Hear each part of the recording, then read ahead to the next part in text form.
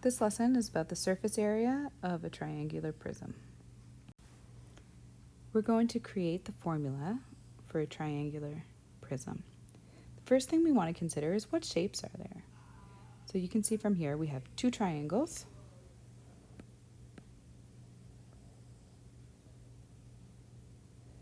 and we have three rectangles. So we also have to consider what variables we might use, because as you can see, the three sides of our triangle are 3, 4, and 5 centimeters. So they're all different. So we need to take that into consideration. And then we have the height of a triangle and then the height of the whole prism. So let's have a peek at the next slide and look at how we can put those things all together to create a formula. If we use the following variables, so B is the base of the triangle, so right here.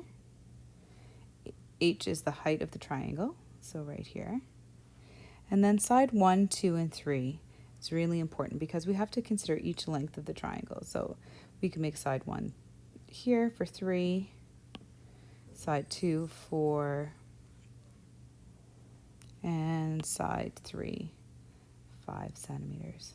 And again, it's really important to distinguish the lowercase h as the height of the triangle and the uppercase h as the height of the whole prism. Let's see what that looks like when we put it all together.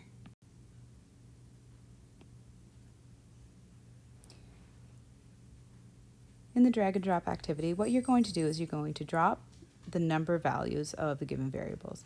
So the base of the triangle, height of the triangle, side 1, side 2, side 3, and then the height of the prism, which is the measurement that's not connected to the triangle at all. Next, we'll fill in our formula. Base multiplied by the height. So that portion is the surface area of the two triangles together. Next, we'll look at the first rectangle with side 1 and the height of the prism, which is 7. The second triangle, which is 4, and the height of the prism again is 7. And the third side is 5, multiplied by the height of the prism. You can then go ahead and do the multiplication to find the areas. 3 multiplied by 4 is 12. 3 multiplied by 7 is 21. 4 multiplied by 27 is 28. And 5 multiplied by 7 is 35.